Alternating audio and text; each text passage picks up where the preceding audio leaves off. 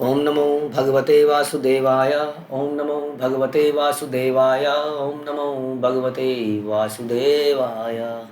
श्रीमद्भागवतम तीसरा कैंटो 29वां अध्याय और 18वां श्लोक हम सुनेंगे।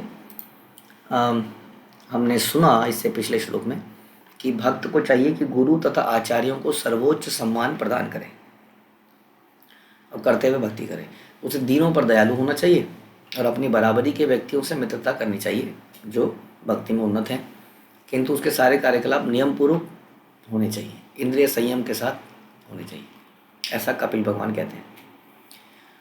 श्लोक संख्या 18। आध्यात्मिक अनुश्रवणात् नाम संकीर्तनात् च मे आर्जवेन आर्य संगेन निरंक्रियया तथा। भक्त को चाहिए कि आध्यात्मिक बात ही सुने, आध्यात्मिक चर्चाएं ही सुने, उसके कान में एफएम के गाने ना पड़ें, उसके कान में निरंतर टीवी न्यूज़ रेडियो न्यूज़ ना चले, कल तक की खबर परसों की खबर ना चले, केवल आध्यात्मिक बातें ही चलें। हाँ, बाकी बातें प्रभु जी अगर कोई बोले तो ऑफिस की बात करें या ना करें, सुने या ना सुने, ऑफिस की बात में रमण ना करें। कहने का मतलब रमण समझते हैं आप? कुछ बातें ऐसी होती हैं जो हम मेडिटेट करते रहते हैं। हाँ, बड़ा अच्छा था, क्या बढ़िया मूवी थी, दिमाग में चलता रहता है। तो जो नॉन आध्यात्मिक चीज़ चलती है ना दिमाग में, वो चलती रहती है दिमाग में, काफ़ी देर तक उसका इम्पैक्ट रहता है।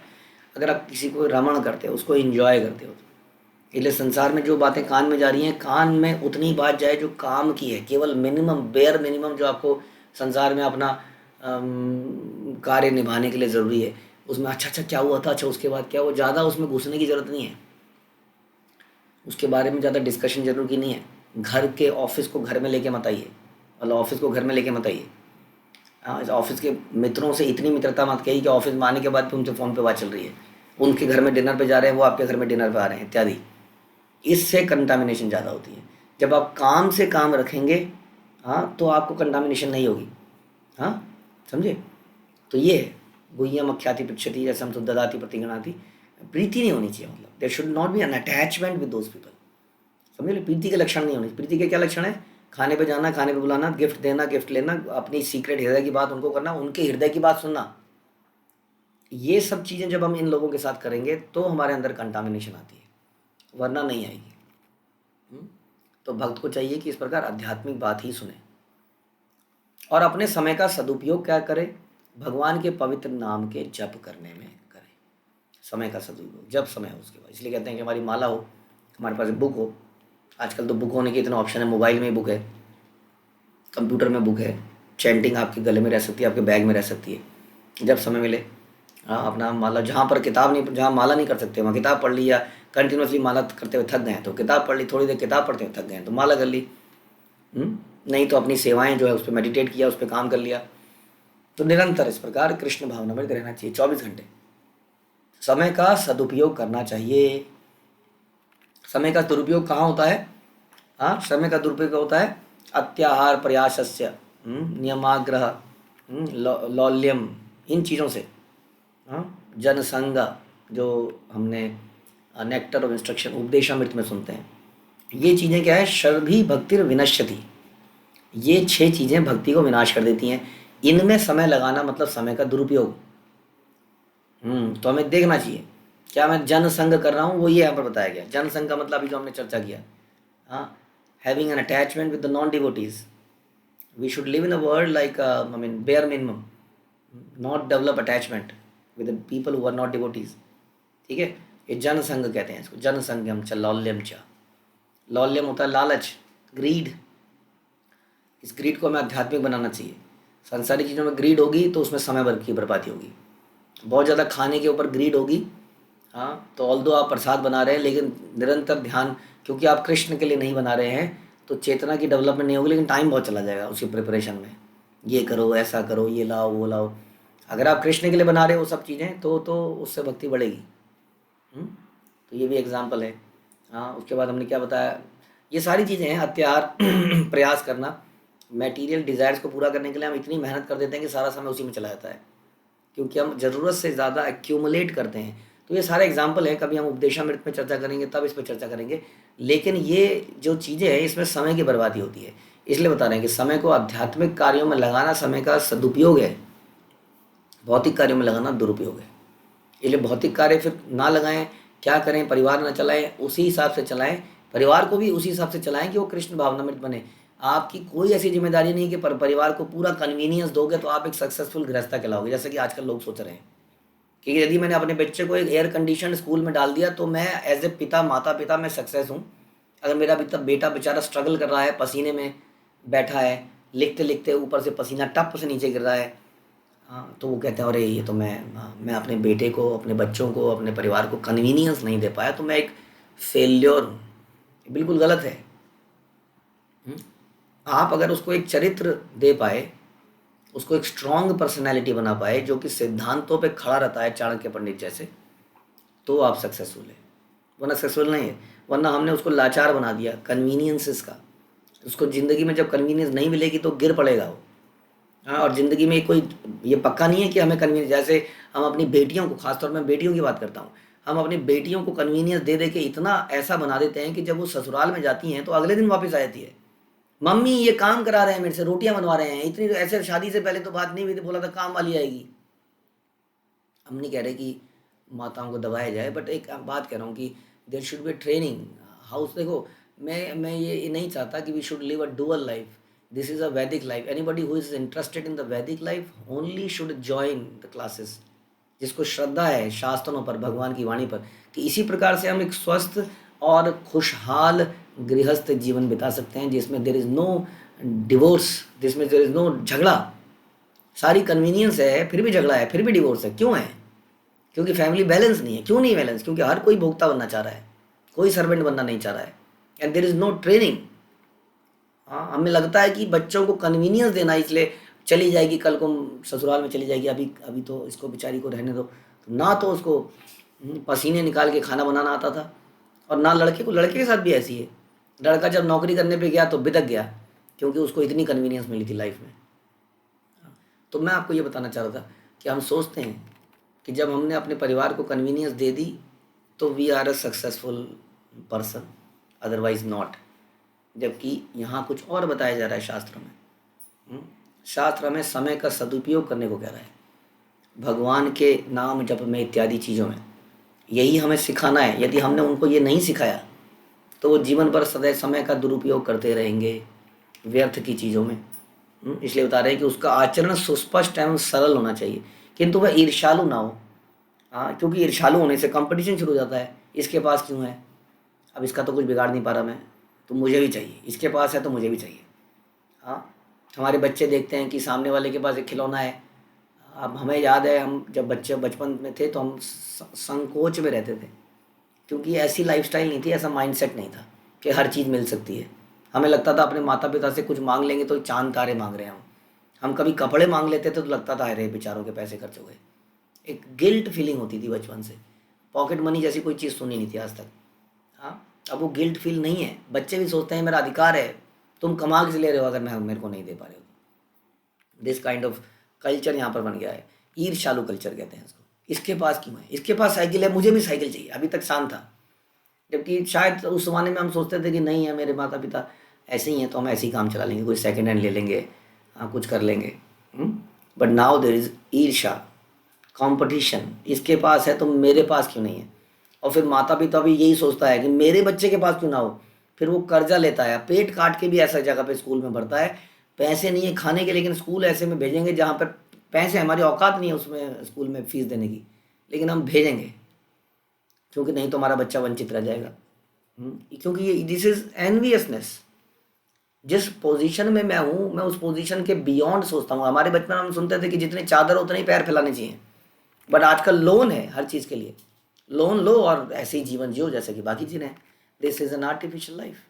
There was a big flaw in this philosophy of life. तभी अमेरिका में इतना बड़ा इशू हुआ कुछ साल पहले, जहाँ पे everything is on credit cards, जहाँ पे इतना बड़ा डिप्रेशन आया है ना। भारत उससे बच गया संभव। क्यों बच गया? क्योंकि भारत में एक नेचर था, कल्चर था इन्वेस्टमेंट्स का, सेविंग्स का। वो जितना खर्च, आमदनी अठन्नी खर्चा रुपया का कल्चर यहाँ नहीं था, लेकिन धीरे धीरे आता जा रहा है। वह सबों के प्रति मैत्रीपूर्ण होते हुए भी ऐसे व्यक्तियों की संगति से बचे जो आध्यात्मिक दृष्टि से उन्नत नहीं है। हाँ, मैत्रीपूर्ण रहो, सबका आदर करो, सत्कार करो, लेकिन उनके साथ जो अभी हमने बोला अटैचमेंट डेवलप मत करो जो आध्यात्मिक दृष्टि से उन्नत नहीं है। कितना क्लियर बता रहे हैं भागवतम। जो आध्यात्मिक दृष्टि से उन्नत नहीं है उनके साथ रिलेशनशिप को गहरा मत होने दो, नहीं तो हमारी कॉन्शियसनेस को नीचे खींच लेंगे। लेकिन उनके साथ मैत्रीपूर्ण रह सकते हो। एक सिंपल सा हम सुनते हैं कि पहले खुद को बचाओ फिर दूसरे को बचाओ। खुद ही नहीं बचोगे तो दूसरे को कैसे बचाओगे? खुद ही दलदल में घिस जाओगे तो दलदल से दूसरे को बाहर कैसे निकालोगे? इसलिए ऐसे व्यक्तियों की संगति से बचना चाहिए। हम बता रहे हैं आध्यात्मिक बोध में अग्रसर होने के लिए आध्यात्मिक ज्ञान के विषय में प्रमाणिक स्रोतों से श्रवण करना चाहिए। प्रभुपाद कह रहे हैं आध्यात्मिक जीवन की वास्तविकता समझने के लिए कठोर अनुष्ठानों का पालन करना चाहिए, इंद्रियों को नियंत्रण में रखना चाहिए। जो ऐसा कर रहा हो वही तो टीचर बन सकता है। हम ऐसे टीचरों को बना लेते हैं जो कठिन अनुष्ठान नहीं कर रहे हैं या इंद्रियों को नियंत्रण में नहीं रखने का प्रयास कर रहे हैं, और हमें ऐसे लोग बड़े अच्छे लगने लगते हैं क्योंकि वहाँ पर कोई रोक टोक नहीं लगती है हमें। ये धोखा है, हम अपने आप को धोखा देते हैं। नियंत्रण प्राप्त करने के लिए आवश्यक है कि मनुष्य अहिंसक, सत्यानिष्ठ बने, चोरी ना करे, विषयी जीवन से दूर रहे। Should not live for enjoyment, और जीवन निर्वाह के लिए कम से कम आवश्यक वस्तुएं ही अपने पास रखे। We are very famous. हम किसी यात्रा में जाते हैं तो हमारे इतने कपड़े हो जाते हैं, इतने बैग्स बन जाते हैं। हमारे अंदर एक आदत है चीज़ों को एक्यूमुलेट करने की। मेरे पास इतने चीज़ें हैं तो मैं और लाऊंगा, अरे ज़रूरत पड़ गई तो अरे डिस्काउंट चल रहा है और ले आता हूँ। और सारी इंडस्ट्री हमें पागल बना रही है डिस्काउंट के नाम पर। ये डिस्काउंट वो डिस्काउंट, और हम खरीदते जा रहे हैं। अलमारियाँ भर गई हैं। एक अलमारी थी, दूसरी आई, तीसरी आई, चौथी आई। जब जगह नहीं बची तब अब बोला अब क्या करें, अब इन कपड़ों को से के बदले में बर्तन ले आते हैं। तो बर्तन भर गए। मॉड्यूलर किचन है, किचन में इतनी ज़रूरत नहीं है जितने अलमारियाँ बन चुकी हैं आज की डेट में। वो भरेगा, जब सारा भर जाएगा अब क्या करें इस बर्तन का? तब जाके किसी दिन वो कहीं फेंकता है या कुछ होता है। वी हैव अ हैबिट, खासतौर पर गृहस्थ आश्रम में, we accumulate and we just accumulate things. यहाँ बता रहे हैं कि वह ना तो आवश्यकता से अधिक भोजन करे, ना आवश्यकता से अधिक साज सामान एकत्रित करे, क्योंकि इसमें समय की बर्बादी हो जाती है सारी। सामान्य व्यक्तियों से वृथा वार्तालाप ना करे और बिना किसी उद्देश्य के विधि विधानों को ना अपनाए। ये रिचुअल वो रिचुअल हमारे खानदान में होता था, मेरे परिवार में होता था, अगर वो भक्ति को नहीं बढ़ा रहा है तो उस रिचुअल को त्याग देना चाहिए। कहते हैं सर्वधर्मान परित्यज्य मामेकम शरणम व्रज। ऐसा इस्कॉन नहीं कहता, प्रभुपाद नहीं कहा, ऐसा भगवान ने कहा गीता में आखिरी अध्याय में। तो बहुत ज़्यादा ऐसी चीज़ें एकत्रित ना करें, बिना किसी मतलब के वार्तालाप ना करें। ये बता रहे हैं कि भगवत गीता में 18 गुण बताए गए हैं जिससे सादगी या सरलता भी एक है, जिनमें मनुष्य को ना तो गर्व करना चाहिए, ना अन्यों से व्यर्थ का सम्मान कराना चाहिए, सरल होना चाहिए, सहिष्णु होना चाहिए। ऐसे गुणों के बारे में बता रहे हैं। और बता रहे हैं कि यहाँ पर नाम संकीर्तनाच का विशेष उल्लेख किया है कि मनुष्य को पवित्र नाम को जपना चाहिए, यानी कि हरे कृष्णा कृष्ण कृष्ण हरे हरे, हरे राम राम राम हरे हरे। इसको जपना चाहिए, ये सबके साथ मिलकर भी करना चाहिए। ये चीज़ पर विशेष बल दिया गया है। एक अन्य शब्द यहाँ पर बोला गया, प्रभुपाद कह रहे हैं, जिसका अर्थ है आर्जवेन। जो है आर्जवेन का मतलब होता है बिना कूटनीति के। बिना कूटनीति का मतलब क्या होता है? बड़ा सरल होना चाहिए। ये नहीं होना चाहिए मन में कुछ और है मुंह में कुछ और है। धोखा, फरेब, प्रिटेंडर, भक्त बनने का झूठा दिखावा, कूटनीति। भक्त को अपने हितार्थ को योजना नहीं बनानी चाहिए। उसका कोई हिडन एजेंडा नहीं होना चाहिए, क्योंकि भगवान वो सब पहचान जाते हैं। जहाँ तक आपका अपना हित है उसके संबंध में भक्त को सदैव कूटनीति से रहित रहना चाहिए। ऐसे लोगों से दूर रहें जो कूटनीति करते हैं, जिनका काम यही है नीतियाँ करना, चालबाजी करना, बुराइयाँ करना। ये साफ लिखा है यहाँ पर। उसके बाद बता रहे हैं कि आर्य वह व्यक्ति है। आर्य कौन है? आर्य कौन व्यक्ति है? जो कृष्ण चेतना में प्रगति के साथ ही भौतिक समृद्धि में उन्नति करते हैं। आर्य तथा अनार्य या सुर तथा असुर के बीच में अंतर है, जो कि हमने भगवत गीता में सुना। असुर गुण और आसुरी गुणों के बारे में हमने सुना, इनके बारे में बता रहे हैं। भक्त को अपनी कमाई पर गर्व नहीं होना चाहिए। भक्त के लक्षण है कि उसकी विनयशीलता तथा सहिष्णुता, भले ही उसे आध्यात्मिक दृष्टि से कितना ही उन्नत क्यों ना हो, उसे हमेशा अपने आप को निम्न समझना चाहिए, छोटा समझना चाहिए। नहीं तो घमंड उसको लेकर डूब जाता है। चाहे वो भक्ति में आगे भी क्यों ना बढ़ जाए, उसको यही सोचना चाहिए कि मैं भक्ति में आगे बढ़ा हूँ अपने गुरु वर्ग के कारण, हाँ, वरना मैं आगे नहीं, उन्हीं का सहारा है, उन्हीं के पुल के ऊपर मैं खड़ा हुआ हूँ। वो अपना बेस नीचे से हटा लेंगे तो मैं नीचे गिर पड़ूंगा। ये उसको हमेशा ध्यान रखना चाहिए। तो काफ़ी सारे गुणों के बारे में यहाँ बातें कर रहे हैं, इसको हमने बड़ा संक्षिप्त में बोला है। दोबारा से अगर सुने कि भक्त को चाहिए कि वो आध्यात्मिक बात ही सुने, हाँ, व्यर्थ का प्रजल्प ना करे, ना सुने, समय का सदुपयोग करे, हमेशा सोचे कि मैं am I using this time for Krishna, पवित्र नाम का जप करे। इन सब के बारे में बहुत लंबी डिस्कशन हो सकती है, लेकिन बता रहे हैं कि पवित्र नाम का जप करे। नाम संकीर्तनाथ लिखा है साफ साफ। हाँ, यही है कलयुग का एकमात्र तरीका। कोई मेडिटेशन नहीं है, कोई अष्टांग योग नहीं है, कोई आर्ट ऑफ लिविंग नहीं, कोई आर्ट ऑफ डाइनिंग, नथिंग। यही आर्ट ऑफ लिविंग है, नाम संकीर्तन। शास्त्र बता रहे हैं इसको। जो व्यक्ति कुछ और आर्ट ऑफ लिविंग बता रहा है, ही इज अ फ्रॉड, क्योंकि वो शास्त्रों के अनुसार नहीं बता रहा है। उसका आचरण सुस्पष्ट होना चाहिए, सरल होना चाहिए। तो इसके ऊपर भी काफ़ी चर्चा हो सकती है, सरलता किसको कहते हैं। किंतु वह ईर्ष्यालु ना हो, फिर हमने सुना ईर्ष्या, हमने सुना कंपटीशन की भावना ना हो, उसके पास क्यों है, मेरे पास क्यों नहीं है। और साथ में सबसे इम्पोर्टेंट कि वो ऐसे लोगों की संगति से बचे जो कि आध्यात्मिक दृष्टि से उन्नत नहीं है।